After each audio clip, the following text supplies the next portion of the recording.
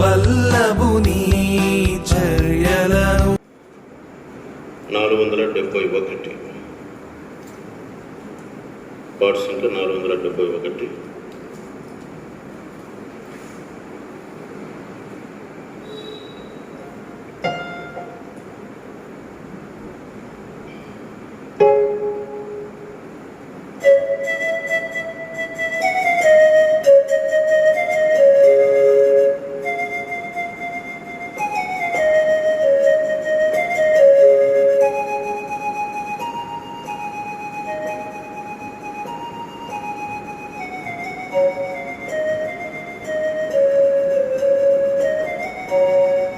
మంగళముగ పాడుడి కృప సత్యంబును రంగుగ జ్ఞానమీచెడు దివ్య వాక్యము. మంగళముగ పాడుడి కృప సత్యంబును రంగుగ జ్ఞానమీచెడు దివ్య వాక్యము. విజయ సత్య వేదము మంగళ నిత్య దీపము అమృతము అద్భుతము దివ్య సత్యము. అమృతము అద్భుతము దివ్య సత్యము. సువిశేషమును ప్రకటింపు పాప గౌరవ తెలుపును దివ్య వాక్యము. సువిశేషమును ప్రకటింపు కృప సత్యంబును పాప గౌరవ తెలుపును దివ్య వాక్యము. పారలోక వర్షము నింపుదలయును పారలోక వర్షము జ్ఞాన నింపుదలయును. అమృతము అద్భుతము దివ్య సత్యము. అమృతము అద్భుతము దివ్య సత్యము. దేవుడేసు హర్షించును కృప సత్యంబును జీవమంగళ వాక్యము దివ్య వాక్యము. దేవుడేసు హర్షించెడు కృప సత్యంబును జీవమంగళ వాక్యము దివ్య వాక్యము. యేసు నన్ను చూడు నిత్యము శుద్ధీకరించు. యేసు నన్ను చూడు నిత్యము శుద్ధీకరించు. అద్భుతము దివ్య సత్యము. అమృతము అద్భుతము దివ్య సత్యము. రెండంచుల ఖడ్గము కృప సత్యంబును ఉల్లములు కలిగించెడు దివ్య వాక్యము. రెండంచుల ఖడ్గము కృప సత్యంబును ఉల్లములు కలిగించెడు దివ్య వాక్యము. యోచనలు చూపు దర్శనము లేని జ్ఞానము. యోచనలు చూపు దర్శనము కలిమి లేని జ్ఞానము. అద్భుతము అద్భుతము దివ్య సత్యము. అమృతము అద్భుతము దివ్య సత్యము. కృప సత్యంబును పాపికి జీవపానము దివ్య వాక్యము. ఆత్మసహరము ఇదే కృప సత్యంబును పాపికి జీవపానము దివ్య వాక్యము.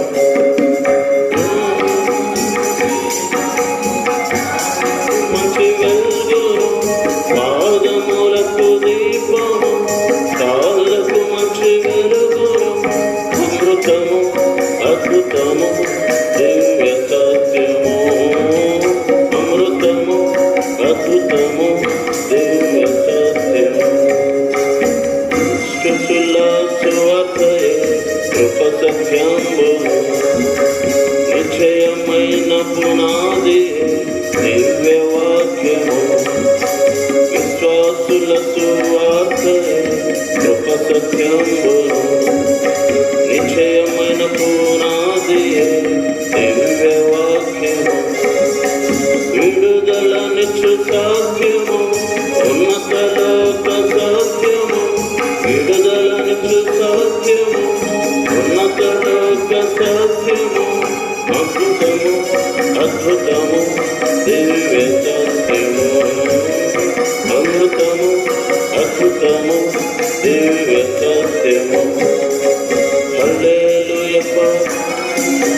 కృప సత్యంబును అపవిత్రతను పోగొట్టు దివ్యవాక్యము హల్లెలూయా పాడెదా కృప సత్యంబును అపవిత్రతను పోగొట్టు దివ్యవాక్యము ప్రభు నామమిదే నాదు ఆస్తియోనిదే ప్రభు నామమిదే నాది ఆస్తియోనిదే అమృతం అద్భుతము దివ్య సత్యము అమృతము అద్భుతము దివ్య సత్యము మంగళముగా పాడుడి కృప సత్యంబు రంగుల జ్ఞానమిచ్చెడు దివ్యవాక్యము మంగళముగా పాడుడి కృప సత్యంబు రంగుల జ్ఞానమిచ్చెడు దివ్యవాక్యము విజయ సత్య వేదము మంగళ నిత్య దీపము విజయ సత్య వేదము మంగళ నిత్య దీపము అమృతము అద్భుతము దివ్య సత్యము అమృతము అద్భుతము దివ్య సత్యము. బైబిల్ పైకెత్తి బైబిల్ పలవి వాడుకుంటూ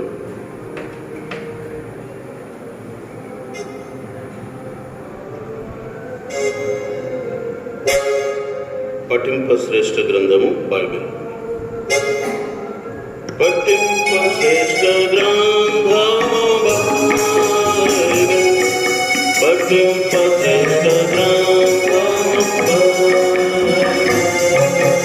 అనుదినము పఠించిన ప్రేమతోడ నడుపును ఓ పఠింప శ్రేష్ఠ గ్రంథము బైబిల్. दुनिया में सबसे प्यारे पुस्तक दुनिया में सबसे प्यारे पुस्तक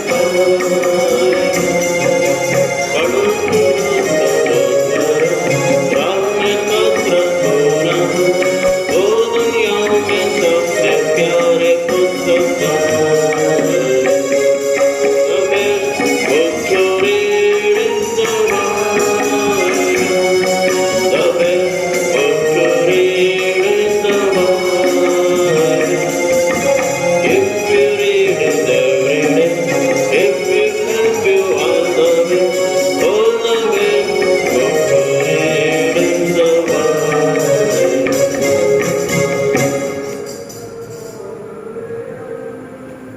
దేవుని వాక్యంలో నుంచి మనము ధ్యానించుకుంటున్నటువంటి వాక్యపు భాగాన్ని మనం చదువుకుంటాం. సంఖ్యాకాండము 33వ అధ్యాయము.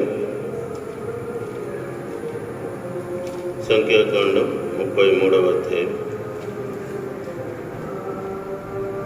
14-15 వచనాలను అందరం కలిసి చదువుదాం.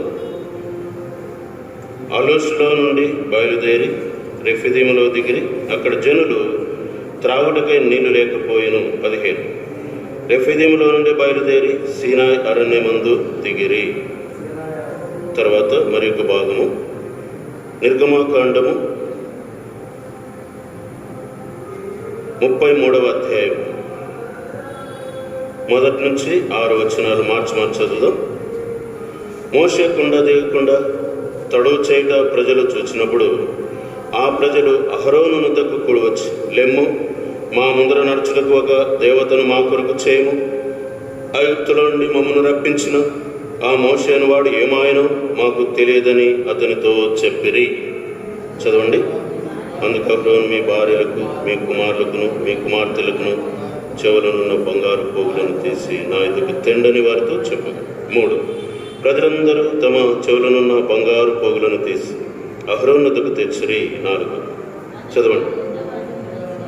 వాటిని తీసుకుని పొగరుతో రూపమును ఏర్పరిచి దానిని పోత పోసిన దూడగా చేసి, అప్పుడు వారు, ఓ ఇజ్రాయేలు, ఐగుప్తు దేశం నుండి నిన్ను రప్పించిన నీ దేవుడు ఇదే అనురి. 5 అహరోను అది చూచి దాని ఎదుట ఒక బలిపీఠం కట్టించి, మరియు అహరోను రేపు యెహోవాకు పండుగ జరుగునని చాటింపగా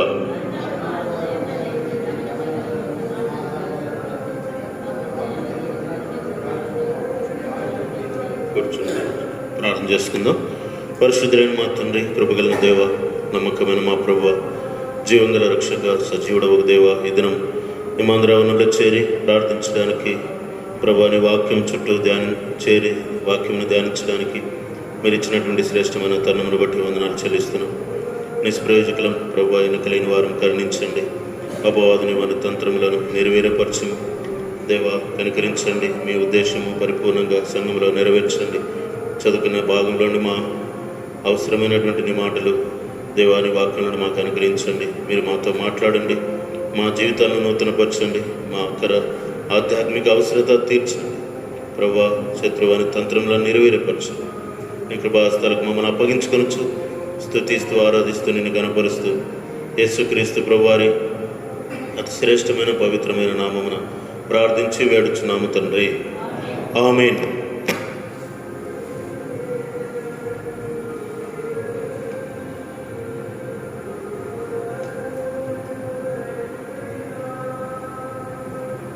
మనం చదువుకున్నటువంటి భాగము బైబిల్ స్టడీ కొరకే దేవుని ప్రజలైనటువంటి ఇశ్రాయేలీయుల యొక్క ప్రయాణ స్థలాలను గురించి ధ్యానం చేస్తూ ఉంటున్నాం.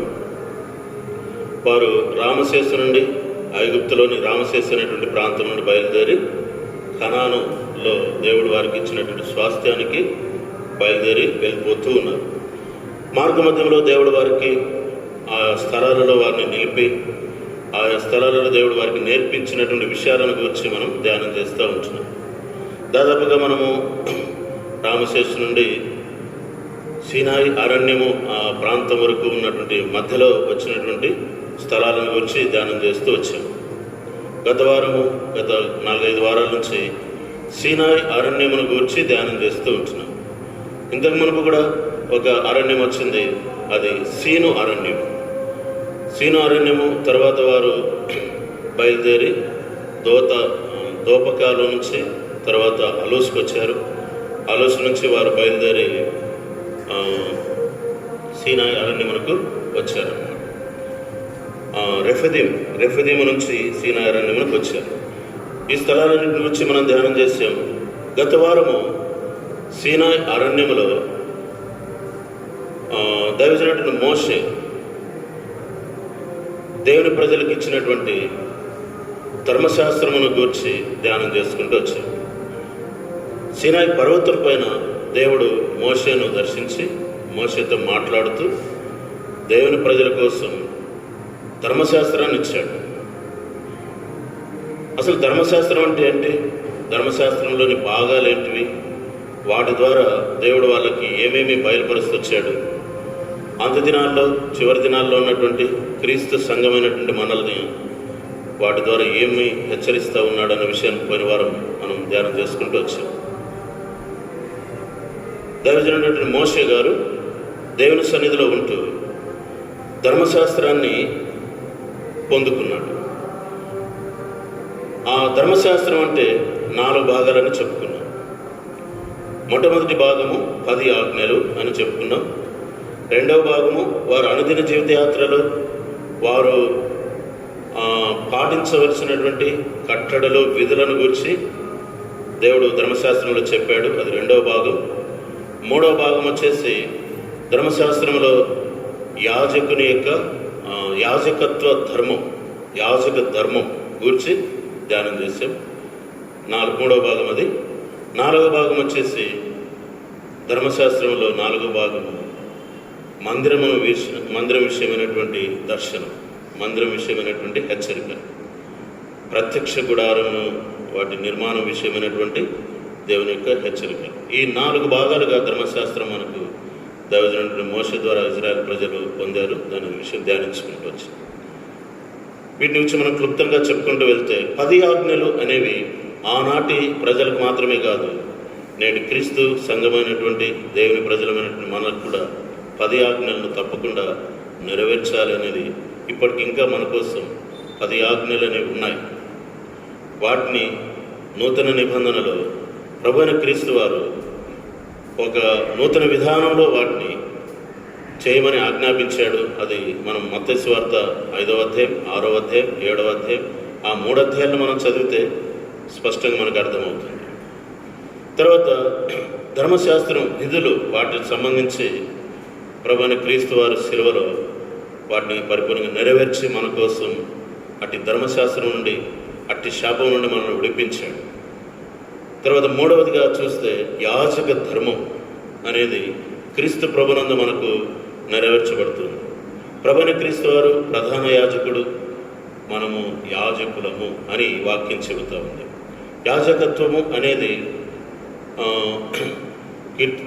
నిర్గమాకాండం 19వ అధ్యాయం 4వ వచనంలో 5వ వచనంలో మనం చూస్తే చదవండి మాట. 19వ అధ్యాయం 5వ వచనం. నా మాట శ్రద్ధగా విని నా నిబంధనను అనుసరించి నడిచిన ఎడల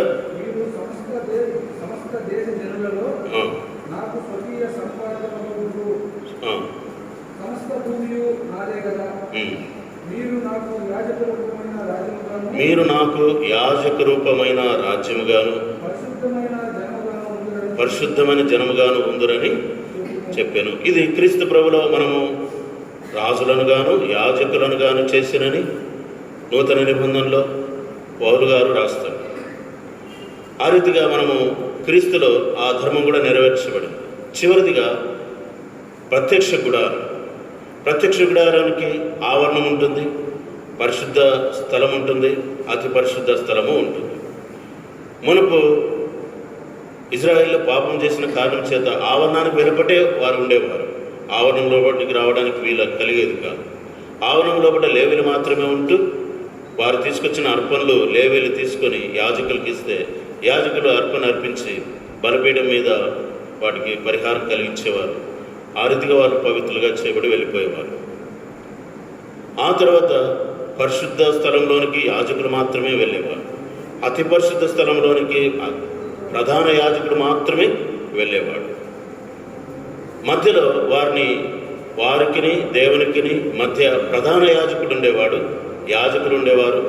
వారికి దేవునికి మధ్య బలులు ఉండేవి. అయితే నూతన నిబంధన కిందకు వచ్చినప్పుడు మన ప్రభువైన యేసుక్రీస్తు వారే అన్నిటికీ సమానమైనటువంటి బలిగాను, అందరి కొరకైనటువంటి ప్రధాన యాజకుడుగాను మన కోసం ఉంటూ మనల్ని తన రక్తం చేత విమోచించి ఆవరణం బయట ఉన్నటువంటి మనలని ఆవరణంలోనికి తీసుకొచ్చాడు. ఆవరణంలో నుండి అతి పరిశుద్ధ స్థలంలోనికి తీసుకొచ్చాడు.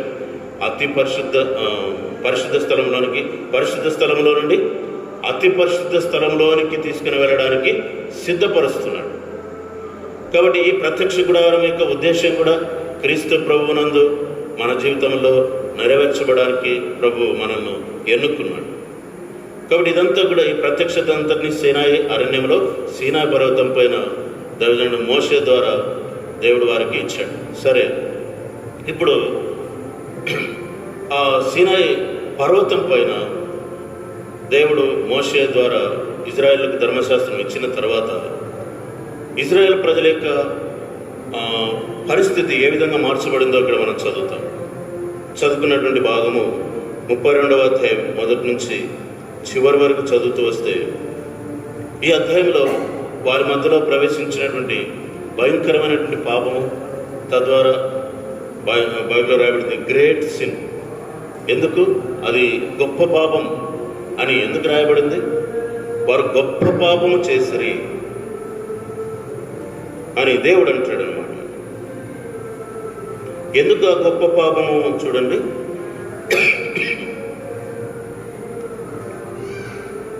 వారు ఒక ప్రత్యేకమైన ఉద్దేశం చేత నియమింపబడి విమోచించబడి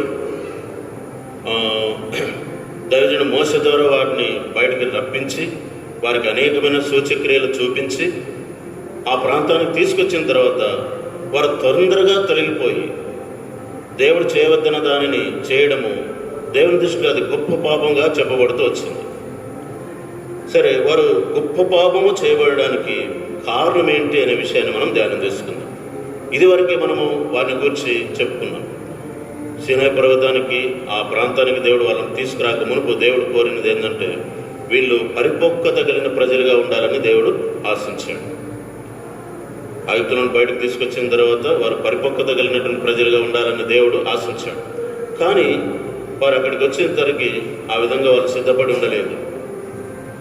వారు పరిపక్వత లేని ప్రజలుగానే మిగిలిపోయారు. అందుకే దేవుడు వారి విషయంలో మోషేతో అంటాడు, ఈ ప్రజలు ఆ పర్వతంపైకి ఎక్కలేరు, ఈ ప్రజలు నా మాట వినలేని వారుగా ఉన్నారు, నువ్వు పైకి రా. ఈ ప్రజలు నన్ను నమ్మే స్థితిలో లేరు, వీళ్ళు లోబడనల్లని ప్రజలు. ఈ విధంగా దేవుడు వారిని గురించి చెప్తున్నటువంటి ఉద్దేశం ఏంటంటే, ఇదివరకు మనం చెప్పాము, మొట్టమొదటిగా వారు పరిపక్వత లేని వారుగా ఉన్నారన్న దానికి ఒకటి మొట్టమొదటి సూచన ఏంటంటే, వారు దేవుని స్వరం వినే స్థితిలో లేరు. ఈ అంశాన్ని ఇదివరకు మనం ధ్యానించాం. రెండో విషయము, వారు పరిపక్వత లేని ప్రజలుగా ఉన్నారు అన్నదానికి రెండో విషయం ఏంటంటే, వారు ఎక్కలేని వారుగా ఉన్నారు. ఎలా ఉన్నారు? ఎక్కలేని వారుగా ఉన్నారు, అంటే నడవలేని వారుగా, పైకి ఎక్కలేని వారుగా ఉన్నారు. అందుకే మోషే, నువ్వు ఒక్కరివే ఎక్కిరా, ప్రజలందరూ ఎక్కాలని నేను అనుకున్నాను కానీ వాళ్ళు ఎక్కలేని స్థితిలో ఉన్నారు అని దేవుడు చెప్పాడు. ఇది రెండవది. వారు పరిపక్వత లేని ప్రజలుగా ఉన్నారన్న దానికి ఇది రెండవది. మూడవదిగా, వారు దేవుడైనటువంటి యెహోవాను కానీ దైవజనుడు మోషేను కానీ నమ్మే స్థితిలో లేరు. ఇన్ని కార్యాలు వారి ముందు దేవుడు జరిగించినా కూడా వారిలో నమ్మకం పుట్టలేదు. దీన్ని బట్టి వారు పరిపక్వత లేని, పరిణితి లేని ప్రజలుగానే ఉన్నారు అన్నది రాయబడి మనము ధ్యానిస్తూ వచ్చాం. ఈ మూడింటి కారణం చేత ఈ పరిపక్వత లేని ఈ ప్రజలు నాలుగవ విషయమైనటువంటి గొప్ప పాపం చేయడానికి వారు ప్రేరేపించబడ్డారు. ముఖ్యంగా పాపం చేయడానికి కారణం ఏంటంటే పరిపక్వత లేకపోవడమే, సరైన ఆధ్యాత్మిక గ్రహింపు లేకపోవడమే అని గుర్తించాలి. ఈ మూడంతలుగా వారు ఎదుగుదల లేని కారణం చేత వారి మధ్యలో గొప్ప పాపం చేయబడడానికి వారు అవకాశం ఇచ్చారు అన్నది మనం ఇక్కడ గుర్తించగలం. సరే, నాలుగో విషయము, వారి మధ్యలో జరిగినటువంటి పాపానికి కారణము ఇందాక మనం చెప్పుకుంటూ వచ్చాం. దేవుడు ఒకవేళ వారందరూ కూడా పర్వతం పైకి వెళ్ళింటే ఆ పాపం జరిగేది కాదు. అందరూ పరిపక్వతలోనికి వచ్చింటే అసలు ఆ పాపము వచ్చిండేది కాదు. శత్రువు అపవాదికి అక్కడ చోటు ఉండేదే కాదు. కానీ దేవుడు అనుకున్నట్లుగా వారు సిద్ధపడి ఉండలేదన్నది మన ముందు కనబడుతున్నటువంటి పరిస్థితి. సరే, ఈ 32వ అధ్యాయంలో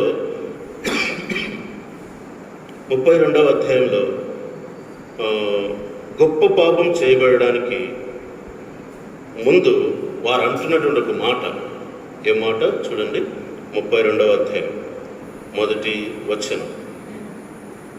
మోషే కొండ దిగకుండా తడువు చేయుట ప్రజలు చూచినప్పుడు ఆ ప్రజలు అహరోను నొద్దకు కూడి వచ్చి, లెమ్ము, మా ముందర నడుచుటకు ఒక దేవతను మా కొరకు చేయు. ఐగుప్తులో నుండి మమ్మల్ని రప్పించిన ఆ మోషేను వాడు ఏమైనా మాకు తెలియదని అతనితో చెప్పిరి. ఇంతగా దేవుడు వారిని ప్రేమించి నడిపించాడు. ఐగుప్తులో వారు 430 సంవత్సరాలు మ్రగ్గుతూ ఆ భయంకరమైనటువంటి దాసత్వం కింద వాళ్ళు ఏడుస్తూ కన్నీళ్లు కారుస్తుంటే దేవుడు వాళ్ళని అలాగే వదిలిపెట్టకుండా మోషే నాయకునిగా పంపించి బయటకు తీసుకుని వచ్చింది ఏమైపోయిందో. అరణ్య మార్గంలో దేవుడు వారిని నడిపిస్తూ ఉంటున్నప్పుడు ఏతాములో కానీ, తర్వాత ఏలీములో కానీ, మారాలో కానీ, సముద్రం దగ్గర కానీ, దోపకాలో కానీ, మరియు అలూషులో కానీ, సీను అరణ్యంలో కానీ, ఈ ప్రాంతాలన్నింటిలో దేవుడు చేసినటువంటి అద్భుత కార్యాలన్నీ ఏమైపోయినాయో వాటన్నిటిని గురించి వాళ్ళు మర్చిపోయినట్లుగా మాట్లాడుతున్నారే. ఇక్కడ ఇంకా ఏం కనబడుతుందంటే చూడండి, వాళ్ళలో నుండి వచ్చిన మాట, ఆ మోషే అనువాడు ఏమాయనో మాకు తెలియదండి అని. ఆ మోషే అనువాడు ఏమాయనో ఎంత తిరస్కారంగా మాట్లాడుతున్నారో చూడండి, ఎంత నిర్లక్ష్యంగా మాట్లాడుతున్నారో చూడండి. దేవుని గొప్పతనాన్ని, దేవుణ్ణి ఇందాక మనం చెప్పుకోవచ్చు, ఏం చెప్పుకోవచ్చు అంటే దేవుడు వారిని బయట నుంచి అక్కడి నుంచి నడిపించి ఇక్కడ వరకు తీసుకొచ్చాడంటే ఏం చెప్పొచ్చు? దేవుని మంచితనం. ఏం చెప్పొచ్చు? దేవుని మంచితనం. దేవుని మంచితనం అంతటిని వాళ్ళు అనుభవించి చివరికి వాళ్ళు అంటున్నది ఏంటంటే దేవుని మంచితనం అంటే ఏంటో మాకు తెలియదన్నట్లుగానే మాట్లాడతారు. పండుకొని నిద్రపోతున్నటువంటి ఒక బిడ్డను నిద్రపోయేటప్పుడు ఎత్తుకొని పోయి వేరే ఇంట్లో పెడితే లేచిన తర్వాత ఏమంటాడు? ఎక్కడికి తీసుకొచ్చినారు మీరు? నన్ను ఎవరు ఇక్కడికి తీసుకొచ్చింది? మా మమ్మీ మా నాన్న అని చెప్పేసి ఏడ్చినట్లుగా వీళ్ళు ఏడుస్తున్నారు. అంటే నిద్రలో తీసుకొచ్చి పిల్లోడు అక్కడ పెడితే వాడు ఎట్లా ఏడుస్తాడో ఏమీ తెలియనట్లుగా వీళ్ళు కూడా అన్నీ చూసి అన్నీ అనుభవించి దేవుని మంచితనం అంతా కూడా చూసి నిద్రలో మాట్లాడిన బిడ్డ మాట్లాడినట్టుగా మాట్లాడుతున్నారే. ఇది వారి అపరిపక్వత కాక ఇంకేమనొచ్చు? అందుకే ఆ మోషే అనువాడు ఏమైనా మాకు తెలియదు, ఏమైనా పర్వాలేదు. వాడు ఏమన్నా కానీ ఎవరు? మోషే. అసలు మోషే ఎన్ని విధాలుగా అంతవరకు చూస్తే, ఆ సీనాయి అరణ్యం వరకు చూస్తే ఎన్ని విధాలుగా దేవుని సన్నిధిలో ప్రార్థన చేశాడు, ఎంత క్రయం చెల్లించాడు, ఎంతగా విజ్ఞాపన చేశాడు. తన కుటుంబాన్ని కానీ పిల్లలు కానీ పట్టించుకోకుండా ప్రజల కోసం ఎంత క్రయం చెల్లించాడు. కానీ ఇప్పుడు ఆ ప్రజలు ఆయన ఏమంటున్నారో వాడు ఏమైనా మాకు తెలియదు. నిజంగా ఆలోచన చేస్తే పోయేటప్పుడు చెప్పాడు కదా, ఏమని చెప్పాడు? దేవుడు నన్ను పిలుస్తున్నాడు, దేవుడు దిగింది కూడా వాళ్ళు చూశారు, కనులతో చూశాడు. దేవుడు యొక్క ఉద్దేశం కూడా అదే, నేను దిగి వచ్చి ప్రజల ముందు నీతో మాట్లాడితే దీనిని బట్టి ప్రజలు నిన్ను గౌరవిస్తారు మోషే. ఆ ఉద్దేశంతోనే దేవుడు దిగి వచ్చాడు. దేవుడు దిగవడం అని వాళ్ళు చూశారు, మోషే ఎక్కిపోవడం చూశారు. అప్పటికి దాదాపు 1 దినాలు దాటింది. ఎంత దాటిందండి? కేవలం ఒక 1 రోజులు మాత్రమే దాటింది. ఇంకా 30-35 రోజులు అయి ఉండొచ్చు. 40 దినాలు ఇంకా కాలే. అప్పటికి వాళ్ళు కింద ఈ విధమైనటువంటి ప్రాబ్లం తీసుకొచ్చారు. దేవుని సన్నిధిని దైవజనుని మోషేను వారు ఎరగమన్నట్లుగా ప్రవర్తించారు. దీనికి కారణం ఏంటంటే ఏమీ లేదు, వారు పరిపక్వత లేని వారి ద్వారానే సమస్యలు వస్తాయి. ఎవరి ద్వారా వస్తాయి? ఆత్మీయుల ద్వారా ఏ సమస్య రాదు. నాటి నుంచి నేటి వరకు కూడా పరిపక్వత లేకపోవడం, ఎదుగుదల లేకపోవడం, ప్రభువుని ఎరగకపోవడం, ప్రభువు చేసిన కార్యాన్ని, దేవుని మంచితనాన్ని అంతటిని గుర్తించకపోవడం, వారి ద్వారానే ఇక్కడ సమస్య వచ్చింది.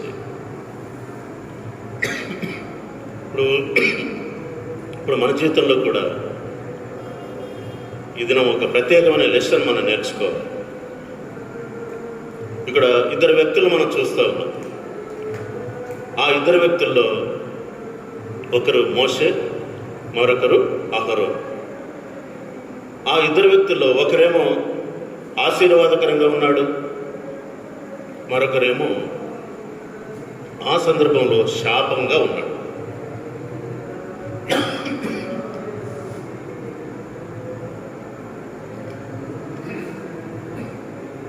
దేవుడు తన ప్రజల విషయంలో ఉన్న ఉద్దేశం ఏంటంటే అందరూ ఆశీర్వాదకరంగా ఉండాలనే, ఎవ్వరు కూడా శాపముగా ఉండకూడదు, ఎవరు కూడా నష్టపోకూడదు అన్నదే ఆయన ఉద్దేశం. అందరినీ దేవుడు ఆశీర్వాదకరంగా ఉండాలనే దేవుని యొక్క ఉద్దేశం. చూడండి, మనము ఆదికాండం 22:18 మనం చూడొచ్చు.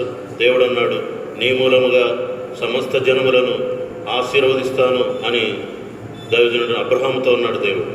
18వ ఆదికాండంలో దేవుడు అబ్రహాముతో అదే మాట అన్నాడు. 12వ చూస్తే, నిన్ను ఆశీర్వదిస్తాను, నిన్ను ఆశీర్వదించేవారు ఆశీర్వాదకరంగా ఉంటారు, నిన్ను శపించేవారు శాపగ్రస్తంగా ఉంటారు, శపించబడతారని దేవుడు చెప్పాడు.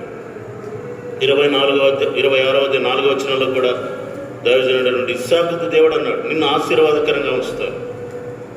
ద్వితీయోపదేశకాండం 7వ అధ్యాయం 13-14 వచనాలు చదివితే ఇజ్రాయెల్ ప్రజల విషయంలో ఒక ప్రత్యేకమైనటువంటి ఉద్దేశం. చదవండి 13-14 వచనాలు.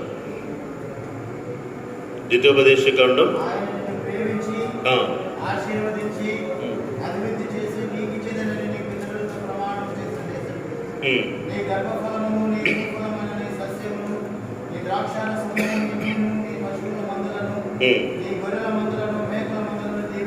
దీవించు. సమస్త జనముల కంటే ఎక్కువగా నీవు ఆశీర్వదింపబడదు. నీలో మగవానికి గాని ఆడదానికి గాని గొడ్డుతనం ఉండదు. ఈ పశువులలో ఉండదు. ఈ పశువుల్లో కూడా గొడ్డుతనం ఉండదు. యెహోవా నీ యొద్ద నుండి సర్వరోగాలను తొలగించి నీ వెలిగి ఉన్న దేశం ఐగుప్తులని కఠినమైన చేయ వ్యాధులన్నిటినీ నీకు దూరపరిచి నిన్ను ద్వేషించి వారందరి మీదకి వాటిని పంపించు. చాలు. కాబట్టి నువ్వు ఆశీర్వాదకరంగా ఉంటావు. 14వ అధ్యాయం 28వ వచనం ద్వితీయోపదేశకాండంలో ఆ మాట చూడొచ్చు. ద్వితీయోపదేశకాండం 14వ అధ్యాయం 28వ వచనం.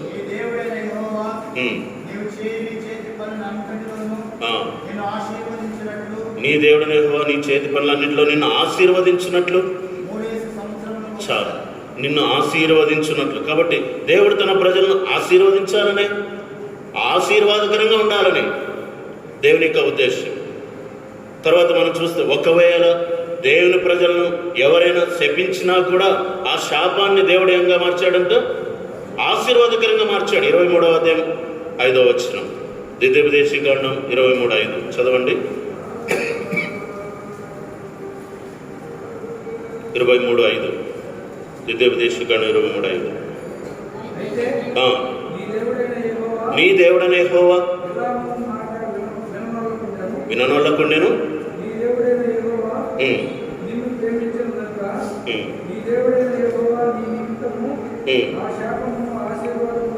ఆ శాపమును ఏం చేశాడు? కాబట్టి ఎంత ప్రేమ చూడండి. మరి ఆశీర్వాదకరంగా ఉండాలి. ఎవరిని కూడా దేవుడు బలవంతంగా రుద్దడు అన్నమాట, లేక బలవంతంగా లాగడు. నువ్వు రా అని చెప్పి లాగడు. అది వాళ్ళ అభిప్రాయానికే దేవుడు వదిలిపెట్టేశాడు. వారి యొక్క స్వభావానికే దేవుడు వదిలిపెట్టేశాడు. ఏంటి? ఇదిగో నేను నీ ముందు ఆశీర్వాదమును శాపమును ఉంచుతున్నాను. ఇదిగో నీ ముందు నేను మరణమును జీవమును ఉంచుతున్నాను. నువ్వు ఏది కోరుకుంటావో కోరుకో, బలవంతమేం లేదు అని అంటున్నాడు. చూడండి ద్వితీయోపదేశకాండం 11వ అధ్యాయం 26వ వచనం. ద్వితీయోపదేశకాండం 11:26. నేడు నేను మీ ఎదుట దీవెనను శాపమును పెట్టుచున్నాను.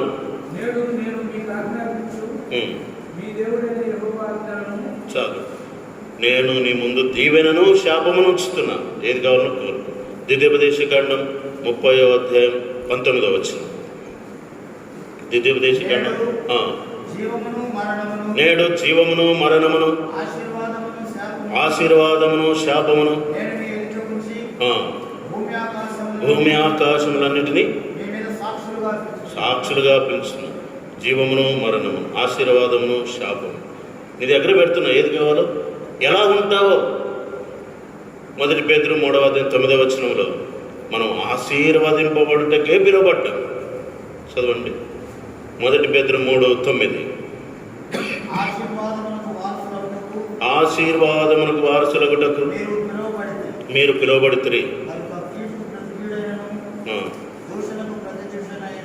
కాబట్టి ఆశీర్వాదమునకు వారసులు అవ్వడానికే మీరు ఎంత స్పష్టంగా చెప్తున్నాడు. చూడు, ప్రతి ఒక్కరిని దేవుడు ఆశీర్వదించాలని, ప్రతి ఒక్కరూ ఇతరులకు ఆశీర్వాదకరంగా ఉండాలని దేవుడు ఏర్పాటు చేసుకున్నాడు. అంటే ఎంత ఉన్నతమైన సంకల్పం దేవుడు నిన్ను నన్ను మన విషయంలో కలిగి ఉన్నాడో గుర్తించవచ్చు.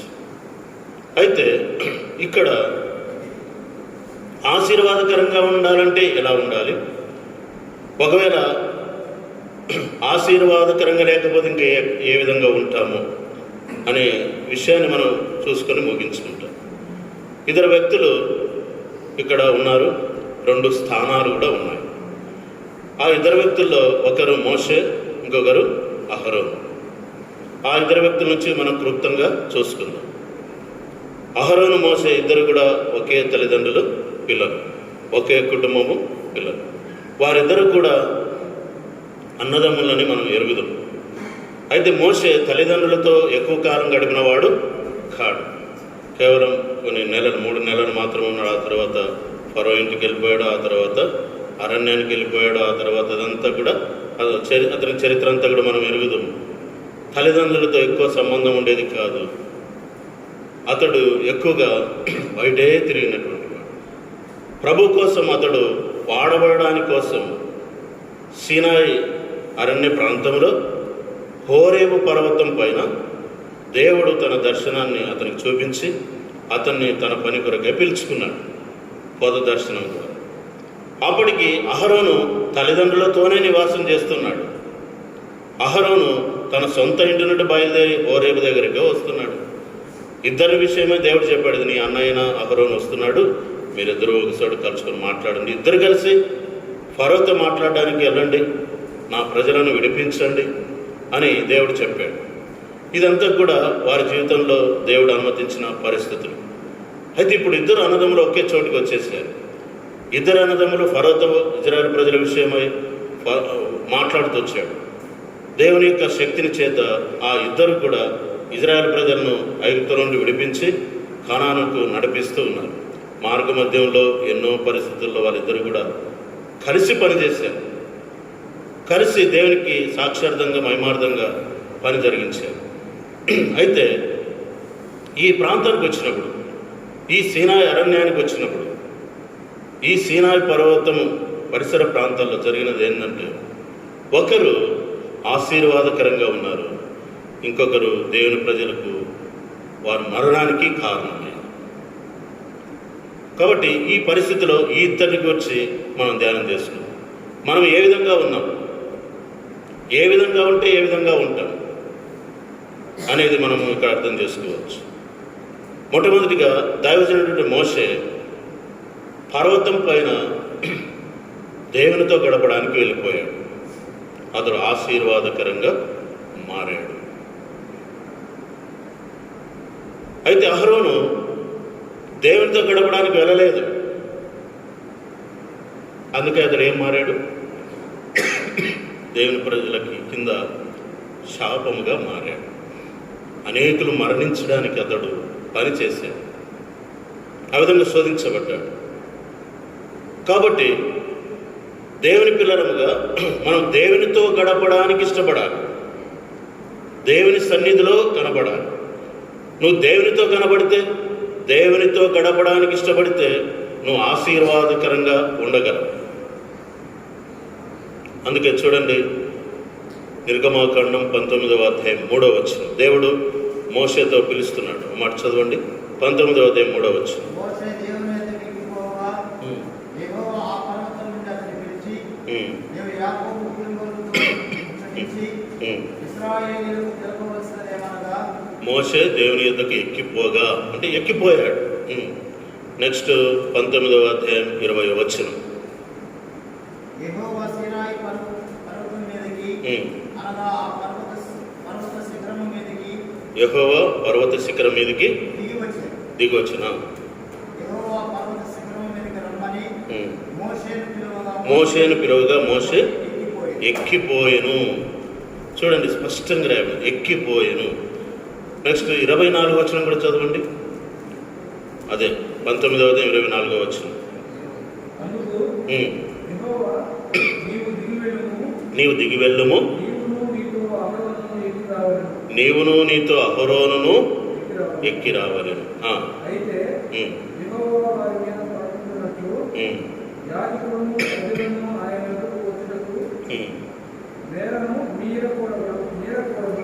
చాలు. 23వ వచనంలో ప్రజలందరూ కూడా ఎక్కలేరు అని అన్నాడు దేవుడు. అంటే దేవుని దేశం ప్రజలందరూ ఎక్కాలని, అహరోను ఎక్కాలని, మోషే కూడా ఎక్కాలి. 20వ వచనంలో మోషే ఎక్కిన రాయబడింది. 24వ వచనంలో నీవును అహరోను కూడా పైకి రావాలన్నాడు అన్నాడా? మరి అహరోను పోయాడా? పోలే. నీవును అహరోను కూడా ఎక్కి రావాలను అన్నాడు. మరి అహరోను ఎందుకు పోలేదో మనకు అక్కడ రాదు. అహరోను పోని కారణం చేత కింద దేవుని ప్రజలకు ఏం తీసుకొచ్చాడు? నష్టం తెచ్చాడు. మోషే దేవుని సన్నిధికి వెళ్ళి దేవునితో ఉండిన కారణం చేత దేవుని ప్రజలకు ఆశీర్వాదమును తీసుకొచ్చాడు. కాబట్టి ఇప్పుడు మనం దేవునితో గడుపుతున్నట్లయితే మనం ఆశీర్వాదకరంగా ఉంటాం. అది మనుషులతో గడుపుతుంటే మనం ఏ విధంగా ఉంటాం? కింద మోషే ఎవరితో గడిపాడు? ప్రజలతో గడిపాడు. క్షమించండి, కింద అహరోను ప్రజలతో గడిపాడు. పైన మోషే దేవునితో గడిపినంత కాలము దేవునితో ఎంత గడుపుతావో అంతగా నువ్వు ఏమిగా మారుతావు? ఆశీర్వాదం. కింద అహరోను మనుషులతో గడిపాడు, మనుషులతో జీవించాడు. ఏమిగా మారాడు? శాపముగా మారాడు. నువ్వు ఏ విధంగా ఉంటావో, ఎవరితో గడుపుతావో దాన్ని బట్టి ఉంటుంది.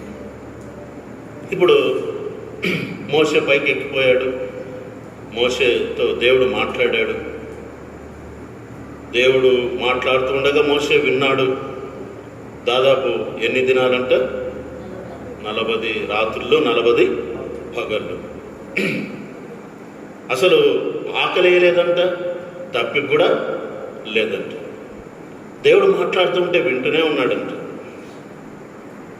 అంటే ఆ దేవునితో మాట్లాడేటప్పుడు ఎంత, ఇప్పుడు మనం కొద్దిసేపు గంట సేపు ఎక్కువైందంటే 2 గంటలు కూర్చొని వాక్యం వినాలంటే మనకేమవుతుంది? ఆకలి అవుతుంది, త్వరగా పోవాలనిపిస్తుంది. అయితే మోసే దేవుని సన్నిధిలో దేవునితో గడపడాన్ని బట్టి ఏముందంటే అతనికి ఆకలి లేదు, దాహం లేదు. ఆ మాట అంటాడు ద్వితీయోపదేశకాండం 9వ అధ్యాయం 9 నుంచి చదవండి. ద్వితీయోపదేశకాండం 9వ అధ్యాయం 9 నుంచి. ద్వితీయోపదేశకాండం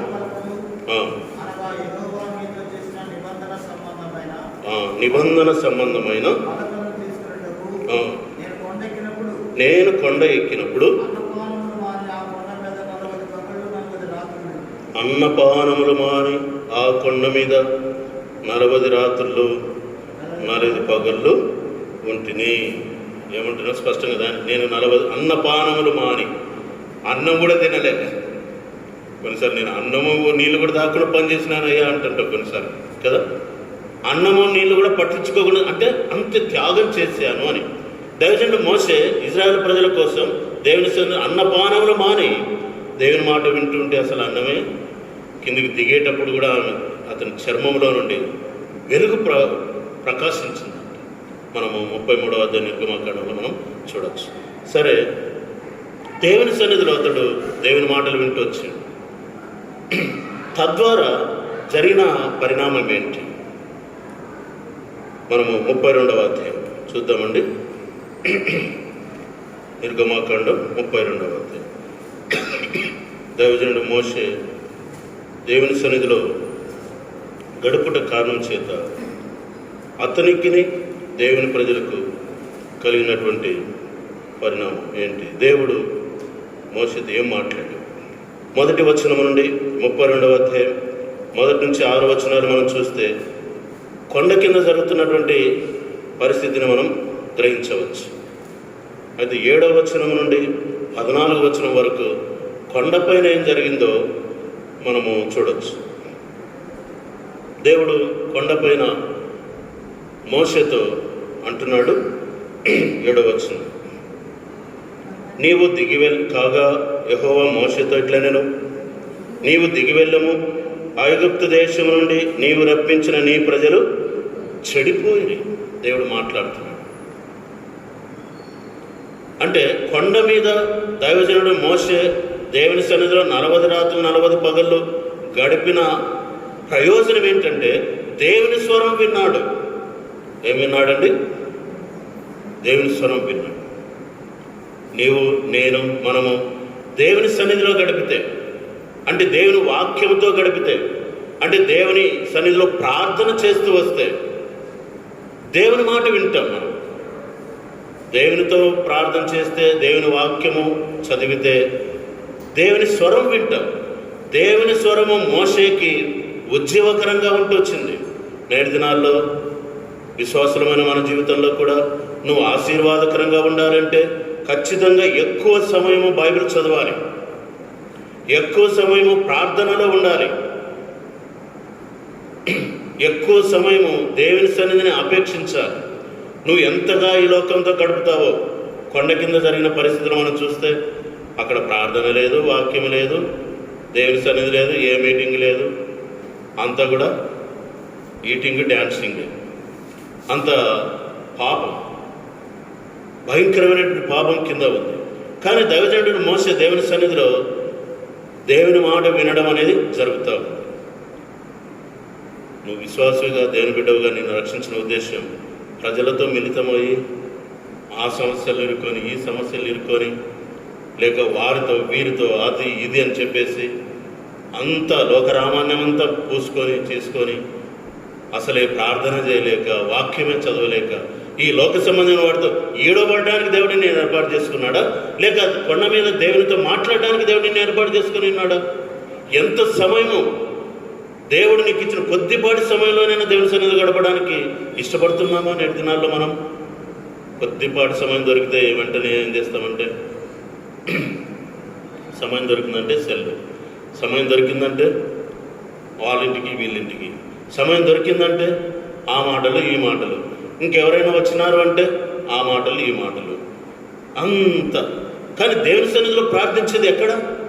అందుకే నేటి దినాల్లో ఎన్నో సమస్యలు మనం సృష్టిస్తున్నామే కానీ ప్రజలతో మిళితమై అవి ఇవి తిరిగిపోయి సమస్యలు సృష్టిస్తున్నామే కానీ లేని సమస్యలను తీసేయడం లేదు. అందుకే మొట్టమొదటిగా దైవజనుడు మోషే దేవుని సన్నిధిలో గడిపిన కారణం చేత దేవుడు మాట్లాడుతూ వచ్చాడు. నీ సమస్యలో దేవుడు మాట్లాడుతాడు. వాక్యం చదువు, గంటల తరబడి చదువు, గంటల తరబడి ప్రార్థించాయి. అంత ఓపిక లేదు బ్రదర్, అదే ఓపిక లేదు, ఉండదు కూడా. ఎందుకంటే మనం అలవాటు పడ్డాం, లోకంతో ప్రజలతో గడపడానికి అలవాటు పడ్డాం. ఒక్కొక్క ఫోన్ చేసి గంటల తరబడి మాట్లాడతారు. ఏమక్క, ఏం తిన్నావక్క, ఎట్లక్క, ఎట్లా పోయినారక్క, గంటల తరబడి మాట్లాడడం. అంటే ప్రయోజనం ఉంటే అది వేరు, యూజ్లెస్, ఏం పని లేకుండా గంటల తరబడి మాట్లాడడం, ఎవరైనా గంటల తరబడి ముచ్చరించుకోవడం, గంటల సమయం అంతా కూడా ప్రజలతో గడపడానికి మనం ఇష్టపడుతున్నాం కానీ దేవునితో గడపడానికి ఇష్టపడుతున్నామా మనం? నువ్వు ఎలాగో ఆశీర్వాదకరంగా ఉంటావు నేటి దినాల్లో? అసలు నీ కుటుంబానికైనా నువ్వు ఆశీర్వాదకరంగా ఉన్నావా? నీ సంఘానికి నువ్వు ఆశీర్వాదకరంగా ఉన్నావా?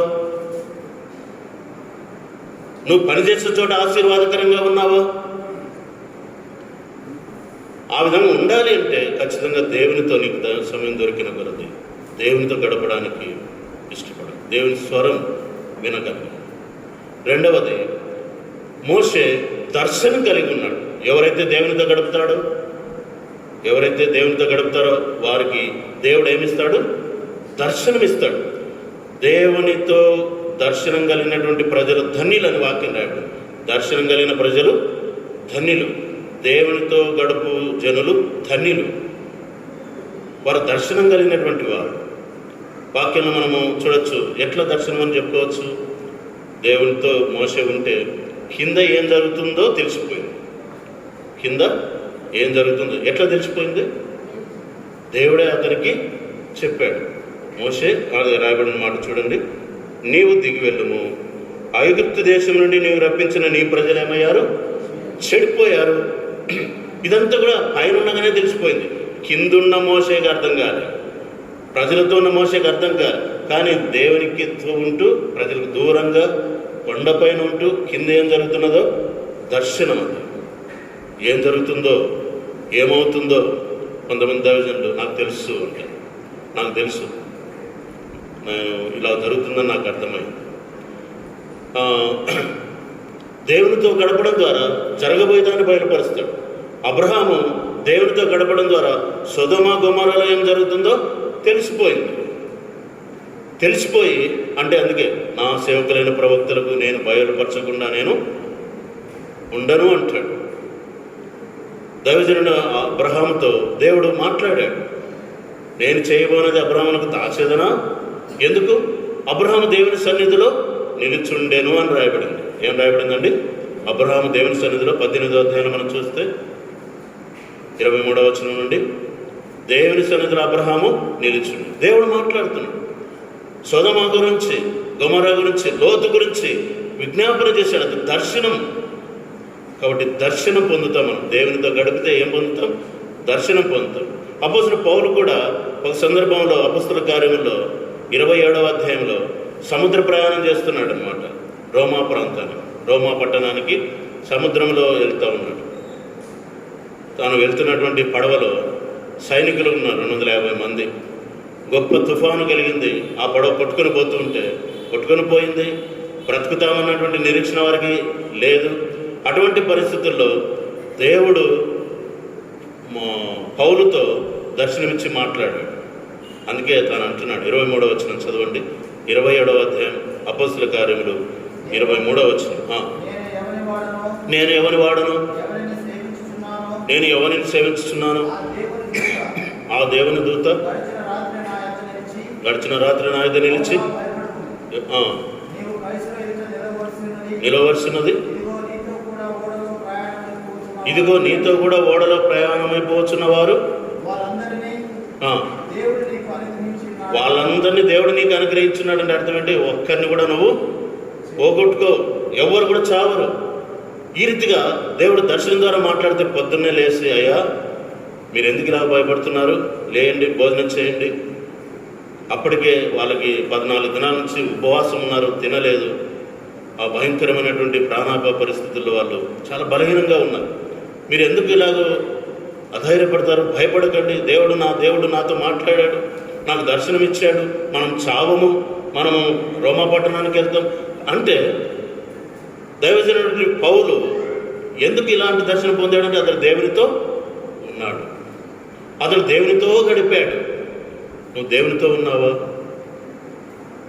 అనేక సందర్భాల్లో నీకు దేవునితో ఉంటే జరగబోయేదాన్ని కూడా బయలుపరుస్తాడు, చూపిస్తాడు, నీకు స్పష్టంగా మాట్లాడతాడు. ఇది దర్శనం. ఆ విధంగా దర్శనం కలిగినటువంటి ప్రజలు ధన్యులు. ఇది రెండవది. దేవునితో ఉన్న వారికి కలిగేది దర్శనం. మూడవదిగా చూస్తే దేవునితో ఉన్నటువంటి మోషే దేవునితో ఉండుటను బట్టి అతడు దేవుని కనికరాన్ని కలిగి ఉన్నాడు. ఏం కలిగి ఉన్నాడండి చెప్పండి?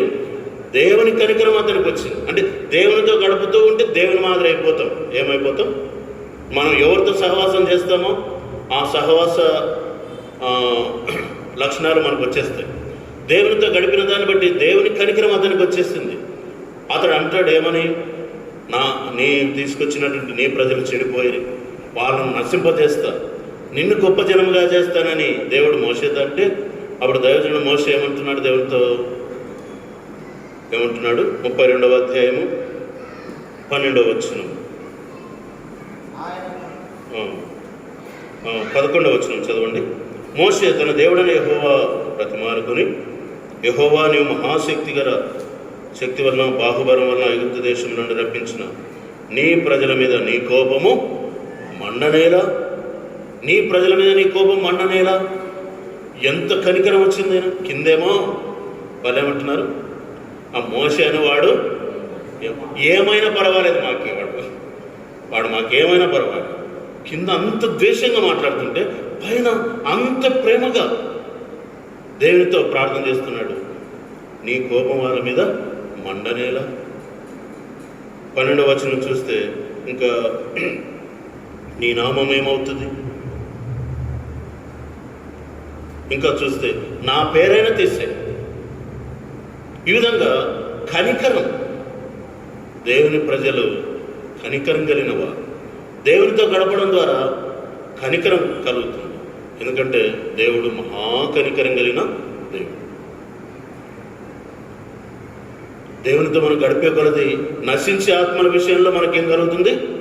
కనికరం కలుగుతుంది, ప్రేమ కలుగుతుంది, స్వార్థం పోతాయి. ఏం పోతాయి? దేవునితో గడిపే కొలది ఏం పోతుంది? స్వార్థం పోతుంది. దేవునితో గడిపే కొలది స్వలాభం పోతుంది. ఇంకా ఈ లోక సంబంధమైనటువంటి లక్షణాలన్నీ కూడా పోతాయి. ఇంకెంత మాత్రము నువ్వు ఈ లోకస్తులు కాదన్నట్లుగానే ఉంటావు. మనం ఎక్కువగా అహరోను మాదిరిగా ఉంటున్నాం కాబట్టి, అంటే ప్రజలతో గడుపుతున్నాం కాబట్టి, ఈ ప్రజల్లో ఉన్నటువంటి ఐహిక విచారములు, ధనమోసములు, స్వార్థము, ఈర్ష్య, పగ ఇవన్నీ మనల్ని ఏం చేస్తున్నాయి? పట్టి పీడిస్తున్నాయి. అహరోను మాదిరిగా ప్రజలతో ఉండటం బట్టి, కానీ మోషే దేవునితో ఉండటం బట్టి ఎంత నిస్వార్థం. లేదయ్యా నిన్ను గొప్ప జనంగా చేస్తాను, వాళ్ళని చంపేస్తానంటే నిన్ను చేస్తానయ్యా, నిన్ను గొప్ప జనం చేస్తాను, నీ సంతానం నేర్చేస్తాను. స్వార్థం ఉందా? స్వార్థం లేదు ప్రభా. కాబట్టి మూడవది, దేవునితో గడిపే కొద్దీ నీవు ఇహ సంబంధమైనటువంటి ఐక్య విచారములు, ధనమోసములు, ప్రతి విధమైనటువంటి స్వార్థ సంబంధమైన ఆలోచనలు మానుకుంటావు, నువ్వు దైవ సంబంధంగా మారిపోతావు. మూడవది. నాలుగవదిగా చూస్తే దేవుని క్షేమం చూస్తావు. నాలుగవది ఏంటి? దేవునితో గడిపే కొలది ఎవరి క్షేమం చూస్తావు? దేవుని క్షేమం చూస్తావు. దేవా నీ నామానికి అవమానం కలగకూడదు అన్నటువంటి ఆలోచన నీకు పుడుతుంది. నేటి దినాల్లో దేవుని నామం ఏమన్నా కానీ, దేవుని నామం ఏమన్నా కానీ, దేవుని ప్రజలు ఏమన్నా కానీ, నేను బాగుంటే చాలు, నేను బాగుంటే చాలు. దేవుని నామం ఏమన్నా కానీ, దేవుని ప్రజలు ఏమన్నా, అలాంటి ప్రజలతో గడపడం బట్టే ఆ విధంగా ఉంది. కానీ దేవునితో గడిపినటువంటి మోషే నీ నామం, అందుకే అంటున్నాడు చూడండి, ఐగుప్తీయులు నిన్ను గురించి ఏమనుకుంటారు, చేతగాక ఆయన ఇక్కడ తీసుకుని పోయి అక్కడ చంపేశాడు అని అనుకుంటారు కదా. 13వ వచనం, నీ సేవకులైన అబ్రహాము, ఇస్సాకును, ఇజ్రాయేలును జ్ఞాపకం చేసుకును, నీవు వారితో ఆకాశ నక్షత్రం వలె నీ సంతానం అభివృద్ధి చేసి నేను చెప్పిన ఈ సమస్త భూమిని నీ సంతానానికి ఇచ్చేదనని వారు నిరంతరం దానికి హక్కుదారులగుదరని వారు నీతోడని ప్రమాణం చేసి చెప్పిదివే అనెను. అంతటా 14, యెహోవా తన ప్రజలకు చేసేదని చెప్పిన కీడును గూర్చి. నాలుగవదిగా మోషేలో దేవునితో గడపడను బట్టి దేవుని క్షేమం చూశాడు, దేవుని నామక్షేమం. అందుకే భూమి మీద ప్రభు అంటాడు, నీ రాజ్యం వచ్చునుగాక, నీ చిత్తము పరలోకమందు నెరవేరుతున్నట్లు భూమి మీద కూడా నెరవేరునుగాక. ఇవన్నీ కూడా దేవుని నామ నిమిత్తమే కదా. క్రైస్తవులమైన మనం ఎవరితో గడుపుతున్నాం? ప్రజలతోనా, దేవునితోనా? చివరిదిగా దేవునితో గడిపినటువంటి మోషే ప్రాణమైనా పెట్టడానికి సిద్ధపడ్డాడు. అతనుకున్న సమస్తము కోల్పోవడానికి ఇష్టపడ్డాడు. ఇది యేసు ప్రభువారు చేశాడు, ఇంకెవరు చేశారు? మోషే చేశాడు. మోషే నా పేరైనను నీ గ్రంథం నుండి తుడిచివేయి. 32వ వచనం చదువుదాం. అయ్యో నీవు వారి పాపం ఒకవేళ పరిహరించిదివా, లేని ఎడల నీవు రాసిన నీ గ్రంథంలో నుండి నా పేరు తుడిచివేయమని ప్రతిమాలు కొనుచున్నాను అని. చివరిదిగా అంతత్యాగం, దేవునితో గడపడం, దేవునితో ఉండుట. కాబట్టి ఇంకొక విషయం, అహరోను గురించి మనం ధ్యానం చేసుకుందాం. అహరోను ప్రజలతో గడుపుతున్నాడు. ఎవరితో గడుపుతున్నాడు? ప్రజలతో. ప్రజల మధ్యలో ఉన్నాడు. ఎన్ని విధాలుగా అతను నష్టపోయాడో మనం చూద్దాం. ప్రజలతో గడిపితే ఏమో జరుగుతుందో చూద్దాం. మొట్టమొదటిగా అతడు దేవుని స్వరం వినలేని స్థాయికి వెళ్ళిపోయాడు. మొట్టమొదటిగా అతడు ఎక్కాల్సింది. చూడండి, ఆ మాట మనం అందరం చదువుదామండి. నిర్గమకాండం 19వ అధ్యాయం 24వ వచనం. 24వ వచనం అందరం చదువుదాం. అందుకు యెహోవా నీవు దిగువెళ్ళము, నీవును నీతో అహరోను ఎక్కి రావాలని. ఏమన్నాడు? నీవును నీతో కూడా ఎవరు రావాలి? అహరోను కూడా ఎక్కి రావాలని దేవుడు చెప్పాడు. మరి ఎక్కి వెళ్ళాడా? ఎక్కి వెళ్ళా. ఎందుకు వెళ్ళలేదు? అహరోనా అంటాడు, తమ్ముడు నువ్వు ఇద్దరం పైకి పోతే ఎట్లా? కింద వాళ్ళందరూ వీళ్ళందరూ గలిబిలు చేసుకుంటారా, కొట్లాడుకుంటారా? వచ్చి ఒకరొకరు వచ్చి ఆ పర్వతాన్ని తాకితే ఏమైపోతారా? అందరూ చచ్చిపోతారా? నువ్వు పైకి పోతావి, సరే నువ్వు పైకి పో, నేనే కింద ఉండి ఏం చేస్తాను వీళ్ళని ఆ పర్వతం చుట్టూ రాకోకుండా పొలిమేర ఏర్పరిచి నేనుంటే కొద్దిగా భయపడతారా? ఎందుకంటే పెద్ద మనిషి కదా, పెద్ద ఆయన కదా, మోషేకి అన్న కదా, కొద్దిగా జాలి ఉన్నింది అనమాట. ఎవరంటే జాలి ఉన్నింది? ప్రజలంటే జాలి ఉన్నింది. వీళ్ళు నశించిపోకూడదన్న జాలి ఉంది, నేను ఉంటాను పోరా, ఇద్దరం పోతే కష్టం కదా, నువ్వు పో అన్నాడు. ఈయన పైకి వెళ్ళిపోయాడు, ఈయన ఇక్కడే. ఏం జరిగింది? ఇక్కడే ఉండడం బట్టి అతనికి వచ్చిన లాభం ఏంటి అంటే, అహరోను విసిగిపోయాడంట. ఆ 30 దినాలు అహరోనుతో మోషే లేని ఆ 35 దినాల్లో బాగా విసిగింపజేశారు. ఎంతగా విసిగింపజేశారంటే, అంత దృఢమైనటువంటి, బలమైనటువంటి, బలాఢ్యుడైనటువంటి, ఎంత పౌరుషము, జ్ఞానము కలిగినటువంటి ఆ యొక్క అహరోను వాళ్ళ యొక్క చేష్టలకు విసిగిపోయి, నాయన ఏం చేసినా చేసేస్తాను రా, నాకెందుకు ఇదంతా, మీరు వచ్చి నన్ను చంపనైనా చంపేసేటట్టున్నారు, దయచేసి మీరు ఏం చెప్తే చేస్తాను రా అనే స్థాయికి విసిగిపోయాడు. అంత భయంకరుల వాళ్ళు. సరే, మోషే పై నుంచి కిందికి దిగిన తర్వాత ఏమంటున్నాడు? ఏమన్నా మోషే అహరోనన్నా, ఏమి ఇలా చేసావు నువ్వు? ఈ ప్రజలు ఈ పాపం చేయడానికి ఎందుకు ప్రేరేపించావు అని గట్టిగా దబాయిస్తుంటే, ఎవరు? మోషే తన అన్నతో ఈ మాట అంటుంటే ఏమంటాడు చూడండి. 32వ అధ్యాయం ఎంత దీనంగా అంటున్నాడు చూడండి. 32వ అధ్యాయం 21 నుంచి 20 నుంచి చదువుదాం. మరియు అతడు వారు చేసిన ఆ దూడను తీసుకొని అగ్నితో కాల్చి పొడి చేసి నీళ్ళ మీద చల్లి ఇజ్రాయేలు చేత దాన్ని తాగించాను. 21. అప్పుడు మోషే, నీవు ఈ ప్రజల మీదకి ఈ గొప్ప పాపము రప్పించినట్లు వారు నిన్ను ఏమి చేసిరని అహరోనును, నువ్వు ఈ ప్రజల మీదకి ఈ గొప్ప పాపం తెప్పించి, వాళ్ళు నీకు ఏం చేశారు, ఏం నష్టం చేశారు వాళ్ళు, నువ్వు ఎందుకు ఈ ప్రజల మీదకి ఈ గొప్ప పాపం రప్పించినావు అని అంటే, అతడు ఏమంటున్నాడు? అహరోను, నా ఏలినవాడా, నీ కోపము మననీయకము, ఈ ప్రజల దుర్మార్గులను మాట నీకు తెలియదా? ఎంత దుర్మార్గులో నువ్వు లేని ఈ కారణం, ఈ దినాల్లో, ఈ 35 దినాల్లో ఎంత నన్ను విసిగింపజేశారు. ఒకవేళ వాళ్ళు చెప్పినట్లుగా నేను వెనకపోతే వాళ్ళు ఏం చేస్తారు? నన్ను రాళ్ళతో ఒకటి చంపేస్తారు. దండం. వీళ్ళు ఎంత దుర్మార్గులో, అంత విసిగిపోయారు. ఎవరితో ఉన్నాడు? ప్రజలతో. ఎవరితో లేడు? దేవునితో లేడు. దేవుని దగ్గరికి వెళ్ళాల్సిన ఆఫర్ పోగొట్టుకుని ఎవరితో ఉన్నాడంట? ఆఫరు, దేవుని దగ్గరకు వచ్చిన ఆఫర్ని ఏం చేసుకున్నాడు? ప్రజల కోసం చేసి, ఆ ప్రజలు వీళ్ళని ఏం చేయడానికి వచ్చినారు? చంపడానికి. నువ్వు చెప్పినట్లు వింటావా లేదా? లేకపోతే నేను చంపేస్తా. సరే చేస్తా. కాబట్టి నిజంగా వీళ్ళని మనం ఆలోచన చేస్తే, ప్రజలతో గడిపినటువంటి అహరోను దేవుని స్వరం వినలేకపోయాడు. తాను ఏమి చేస్తున్నాడో తనకు అర్థం కాలేదు. గలిబిలి వచ్చేసింది, టెన్షన్ వచ్చేసింది, అర్థం కావట్లేదు. ఏమి చేయాలో అది చేయక, ఏది చేయకూడదో దాన్ని చేసేసాడు. నువ్వు ప్రజలతో ఉంటివా? ప్రజల మాటలు వింటివా? ప్రజల ఆలోచన చొప్పున నడుచుతివా? ప్రజల కోరికల చొప్పున వెళితివా? నీ గతి అంతే. నీవు దేవుని స్వరం వినలేవు, దేవునికి ప్రాధాన్యత ఇవ్వలేవు, దేవునికి గౌరవించలేవు, కనుక అసలు ఆ స్పర్శే కోల్పోతావు. కాబట్టి జాగ్రత్తగా ఉండు. దేవుని మందిరానికి వచ్చినప్పుడు దేవుని సన్నిధిలో దేవుని వాక్యం విందాం. దేవుడు మనకిచ్చిన పనులు మందిరంలో నమ్మకంగా చేద్దాం.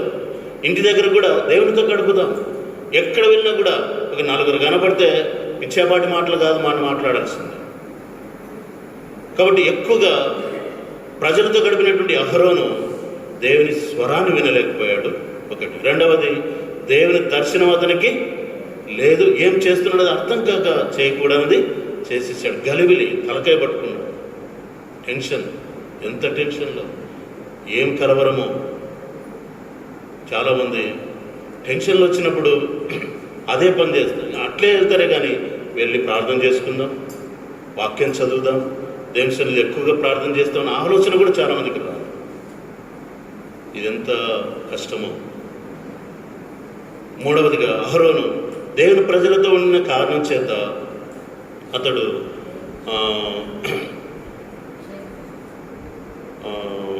ప్రజల కోపానికి గురయ్యాడు.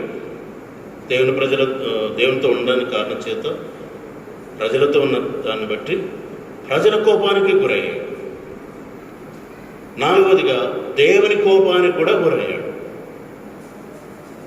దేవుని కోపానికి కూడా గురయ్యాడు. దేవుడు అన్నాడంట, అహరోను చంపేస్తాను నేను అన్నాడు దేవుడు. అప్పుడు మోషే వెళ్ళి బతిమాలాడాడు. ఎవరిని చంపేస్తానంటే అహరోను చంపేస్తాను. అతడు ఆ ప్రజల మాట విన్నాడు, ఆ ప్రజల కోరికలు నెరవేర్చాడు.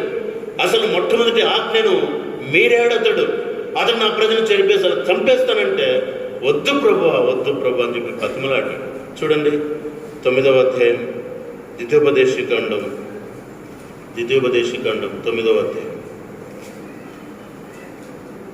ద్వితీయోపదేశకాండం 9వ అధ్యాయం 20 వచ్చిన అందరం చదువుకుంటాం. 19-20 అందరం చదువుదామండి.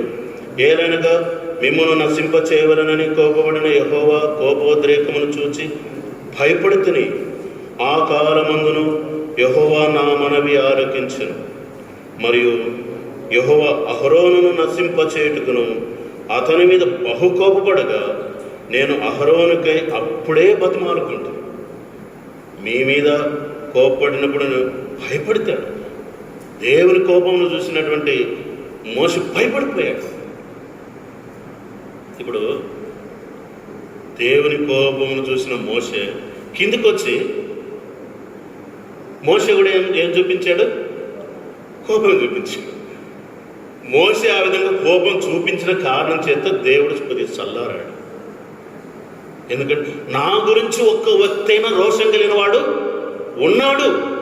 నా గురించి ఒక్క వ్యక్తిన రోషం కలిగిన వాడు ఉన్నాడు. ఆ దూడను పొడి చేసి దాన్ని నీళ్ళలో కలిపి కాఫీ మాదిరి తయారు చేసి అందరికీ తాపించేశాడు. అంతటి కోపం వచ్చినటువంటి మోషే ఉన్నాడు అంటే దేవుడు నా గురించి రోషం కలిగిన ఒక్కడే ఉన్నాడని కొద్దిగా సంతోషపడ్డాడు. అహరోను విషయం పూర్తిగా. కాబట్టి నిజంగా నువ్వు ఆశీర్వాదకరంగా ఉండాలంటే నువ్వు ఖచ్చితంగా దేవునితో గడిపేవాడుగా ఉండాలి. ఒకవేళ దేవునితో గడపకుండా ప్రజలతోనే తిరుగులాడుతూ ప్రజలతోనే నీ టైం అంతా గడిపితే నువ్వు ఏ విధంగా ఉంటావు? నేను ఇక్కడ నుంచి చెప్పాను. నువ్వు ఆశీర్వాదకరంగా ఉండవు, దీవెనకరంగా ఉండలేవు. అసలు నీ రక్షణనే నువ్వు పోగొట్టుకునే ప్రమాదం ఉంది. కొండ కింద ఉన్నావా, కొండ పైన ఉన్నావా?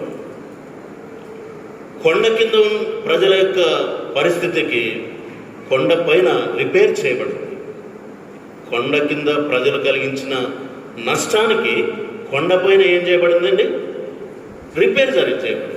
అక్కడే ఎక్కడ నాశనం ఉంటుందో అక్కడ పరిష్కారం ఉంటుంది. ఎక్కడ ఫెయిల్ అవుతామో అక్కడ పాస్ అయ్యే మార్గం కూడా దేవుడు పెట్టి ఉంటాడు. ఎక్కడ పాపం విస్తరిస్తుందో అక్కడ కృప అపరిమితంగా విస్తరిస్తూ ఉంది. కాబట్టి కొండ కింద అహరోను చేసినటువంటి నాశనకరమైన పరిస్థితి. అహరోను చేసిన పాపానికి ఎంతమంది చనిపోయారంట? అహరోను చేత చేయబడిన పాపం. ఒకవేళ అహరోను ప్రేరేపించబడి ఆ దూడను తయారు చేశాడు, దానికి మొక్కారు, పండుగ ఆచరించారు. పేరేమో యెహోవా అని, పండుగ మాత్రం దయ్యానికి. తద్వారా అనేకులు మరణానికి పాత్రలయ్యారు, అనేకులు చనిపోయారు. పైన మోషే ఈ ప్రజల నిమిత్తమై విజ్ఞాపన చేయగా ఈ పాపానికి పరిహారము కొండ మీద జరిగింది. అమ్మడు చదువుదాం. నిర్గమాకాండం 32వ అధ్యాయం 14వ వచనం. అంతటా యెహోవా తన ప్రజలకు చేసేదనని చెప్పిన కీడును గూర్చి సంతాపపడెను. 32వ అధ్యాయము 33వ వచనం అందరం చదువుదాం. అందుకు యెహోవా, ఎవడు నా ఎదుట పాపం చేసిన వాని నా గ్రంథంలో నుండి తుడిచివేయదు. కాబట్టి నీవు వెళ్ళి నీతో చెప్పిన చోటికి ప్రజలు నడిపింపు. ఇదిగో నా దూత నీకు ముందుగా వెళ్ళను. నేను వచ్చు దినమున వారి పాపమును మీదికి రప్పించదనని మోషేతో చెప్పాను. అహరోను కల్పించిన దూడను ప్రజలు చేయించినందున యెహోవా వారిని బాధ పెట్టెను, అంతేగాని ఆ ప్రజలను నశింపచేయను. కాబట్టి దేవుడు నిన్ను నన్ను మనల్ని రక్షించుకున్నాడు, ఒక ప్రత్యేకమైన ఉద్దేశంతో ఏర్పాటు చేసుకొని ఉన్నాడు, మనకు ఆశను పొడిగించి బ్రతికింపజేస్తున్నాడు. భూమి మీద ఇంకా మనం తిరుగులాడచ్చు, ఆయన కొరకు జీవిస్తూ ఉంటున్నాం. అయితే నువ్వు ఆశీర్వాదకరంగా ఉంటున్నావా లేక శాపకరంగా ఉంటున్నావా? ఆశీర్వాదకరంగా ఉండాలి అంటే దేవునితో ప్రార్థన చేయొచ్చు. ప్రభు ఈ సంబంధమైన వాటిని పట్టించుకొనకు యథార్థంగా దేవుని సన్నిధిలో ప్రార్థన చేస్తుంటున్నావా? ప్రభు యొక్క కనికరం కలిగి ఉంటున్నావా? ప్రభు యొక్క ప్రేమను కలిగి ఉంటున్నావా? ప్రభు యొక్క దర్శనం కలిగి ఉంటున్నావా? ప్రభు యొక్క స్వరాన్ని వినగలుగుతున్నావా? చివరికి నిన్ను నీవే నీ స్వార్థాన్ని వదిలిపెట్టేసి దేవుని ప్రజల కొరకు పనిచేస్తున్నావా? అలాగైతే నువ్వు దేవునితో ఉన్నావని. ఒకవేళ దేవునితో లేకుండా ప్రజలతో ఉన్నట్లయితే అహరోను ఏ విధంగా నష్టపోయాడు, అటువంటి నష్టం ప్రజలతో గడిపే వారికి కలుగుతుంది. ప్రార్థన చేసుకుందాం, మనల్ని మనం తీర్మానం చేసుకుందాం. ప్రభు నిన్ను కొండపైకి ఎక్కిరమ్మన్నాడు, కానీ దిగి కిందనే ఉన్నావు. ఎందుకో అహరోను రమ్మన్నాడు, కానీ అహరోను కిందనే. నేను రాలేను తమ్ముడా, నువ్వు పో. నేను కిందనే ఉంటే తమ్ముడు, వీళ్ళందరినీ నేను ఇచ్చిపెట్టేస్తే నువ్వు పోతివి, నేను పోతే వీళ్ళందరి పరిస్థితి ఏంటి? నేను ఇక్కడే ఉంటా, నువ్వు పో అన్న కారణం. అలా నువ్వు కూడా అంటున్నావేమో, దేవుడు నిన్ను ఎక్కిరమ్మంటే. నేను ఎక్కిస్తే ఇవన్నీ ఎవరు చూస్తారు? వీరందరితో ఎవరు తిరుగుతారు? ఈ సంపాదన అంతా ఎలా? ఈ లోక సంబంధమైన విషయాలన్నింటిలో ఎవరు చూస్తారు అని ఇహ సంబంధంగానే నువ్వు దిగి పైకి పోకుండా కిందనే ఉన్నావేమో. ఈ దినమైన తీర్మానం చేసుకో. ప్రభువు నీ కొరకు నిన్ను రమ్మని పిలుస్తావు, కొండపైకి రమ్మని పిలుస్తావు. ప్రార్థన చేసుకుందాం, మోకరించండి. సీనాయి కొండపైన దేవుని యొక్క ఉద్దేశం ఇది, సీనాయి అరణ్యంలో దేవుని యొక్క ఉద్దేశం ఇది. కానీ ఆ ఉద్దేశంలోనికి ఇజ్రాయేల్ ప్రజలు రాలేకపోయారు, ఎంతో నష్టం పొందారు. సీనాయి అరణ్యం నీకు కనిపెట్టుకొని ఉంది, సీనాయి పర్వతం నీ కోసం కనిపెట్టుకుని ఉంది, ఆయన సన్నిధి నీ కోసం కనిపెట్టుకుని ఉంది. తీర్మానం చేసుకుందాం. ఒక 2-3 నిమిషాలు మన హృదయంలోని ప్రభు మనతో మాట్లాడుతూ వచ్చినాడు. ప్రభు నన్ను అలా చేయి అని ప్రభుకు అప్పగించుకుందాం. కింద గలిబిలితో, ఈ టెన్షన్లతో, ఈ ప్రజలతో ఆ మాటలని ఈ మాటలని అది ఇది అని చెప్పేసి చేయవలసినవి చేయలేక చేయకూడనివి ఎన్నో చేస్తున్నాం. చేయాల్సినవి చేయకోకుండా చేయకూడని అనేకమైన నష్టమైన కార్యాలు చేస్తున్నాం. మనం ఆశీర్వాదంగా ఉండలేదు, మన కుటుంబానికి ఆశీర్వాదకరంగా ఉండలేదు, సంఘానికి కూడా ఆశీర్వాదకరంగా ఉండలేకపోతున్నాం. అహరోను వలె తీర్మానం చేసుకుందాం, ప్రభుకు అప్పగించుకుందాం.